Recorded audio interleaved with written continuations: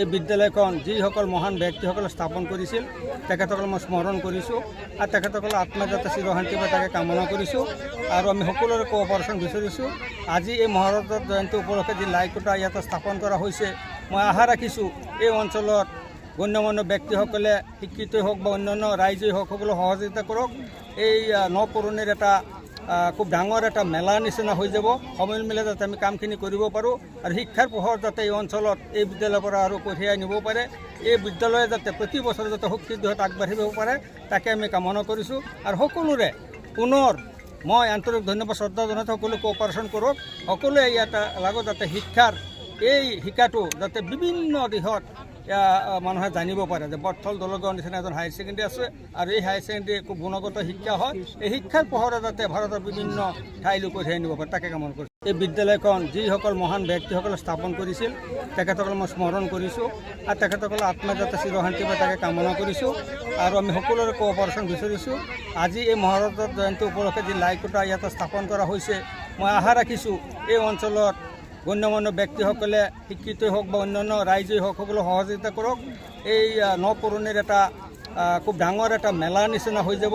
সময় মিলে যাতে আমি কামখিনি কৰিব পাৰোঁ আৰু শিক্ষাৰ পোহৰ যাতে এই অঞ্চলত এই বিদ্যালয়ৰ পৰা আৰু কঢ়িয়াই নিব পাৰে, এই বিদ্যালয়ে যাতে প্ৰতি বছৰে যাতে শক্তিৰ দিশত আগবাঢ়িব পাৰে তাকে আমি কামনা কৰিছোঁ। আৰু সকলোৰে পুনৰ মই আন্তৰিক ধন্যবাদ শ্ৰদ্ধা জনাই সকলো কোঅপাৰেশ্যন কৰক।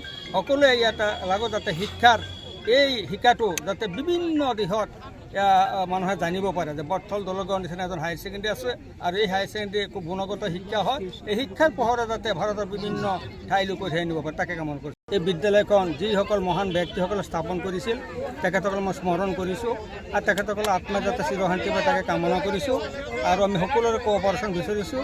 আজি এই মহাভাৰত জয়ন্তী উপলক্ষে যি লাইকোটা ইয়াতে স্থাপন কৰা হৈছে, মই আশা ৰাখিছোঁ এই অঞ্চলত গণ্যমান্য ব্যক্তিসকলে শিক্ষিতই হওক বা অন্যান্য ৰাইজেই হওক সকলো সহযোগিতা কৰক। এই নপুৰণিৰ এটা খুব ডাঙৰ এটা মেলা নিচিনা হৈ যাব। সময় মিলে যাতে আমি কামখিনি কৰিব পাৰোঁ আৰু শিক্ষাৰ পোহৰ যাতে এই অঞ্চলত এই বিদ্যালয়ৰ পৰা আৰু কঢ়িয়াই নিব পাৰে, এই বিদ্যালয়ে যাতে প্ৰতি বছৰে যাতে শক্তিৰ দিশত আগবাঢ়িব পাৰে তাকে আমি কামনা কৰিছোঁ। আৰু সকলোৰে পুনৰ মই আন্তৰিক ধন্যবাদ শ্ৰদ্ধা জনাই সকলো কোঅপাৰেশ্যন কৰক। সকলোৱে ইয়াত লাগত যাতে শিক্ষাৰ এই শিকাটো যাতে বিভিন্ন দিশত মানুহে জানিব পাৰে যে বটথল দলগাঁৱৰ নিচিনা এজন হায়াৰ ছেকেণ্ডেৰী আছে আৰু এই হায়াৰ ছেকেণ্ডেৰী খুব গুণগত শিক্ষা হয়।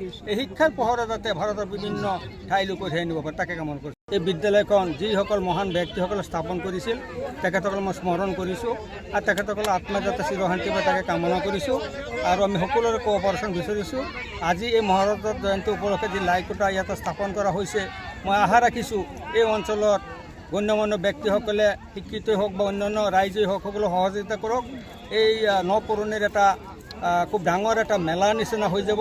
সময় মিলে যাতে আমি কামখিনি কৰিব পাৰোঁ আৰু শিক্ষাৰ পোহৰ যাতে এই অঞ্চলত এই বিদ্যালয়ৰ পৰা আৰু কঢ়িয়াই নিব পাৰে, এই বিদ্যালয়ে যাতে প্ৰতি বছৰে যাতে শক্তিৰ দিশত আগবাঢ়িব পাৰে তাকে আমি কামনা কৰিছোঁ। আৰু সকলোৰে পুনৰ মই আন্তৰিক ধন্যবাদ শ্ৰদ্ধা জনাই সকলো কোঅপাৰেশ্যন কৰক।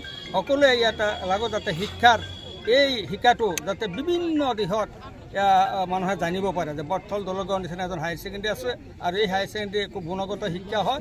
এই শিক্ষাৰ পোহৰে যাতে ভাৰতৰ বিভিন্ন ঠাইলৈ কঢ়িয়াই নিব পাৰে তাকে কামনা কৰিছোঁ। যিকোনো খবৰৰ বাবে যোগাযোগ কৰক 7099017330 লগতে 7099017110 নম্বৰত।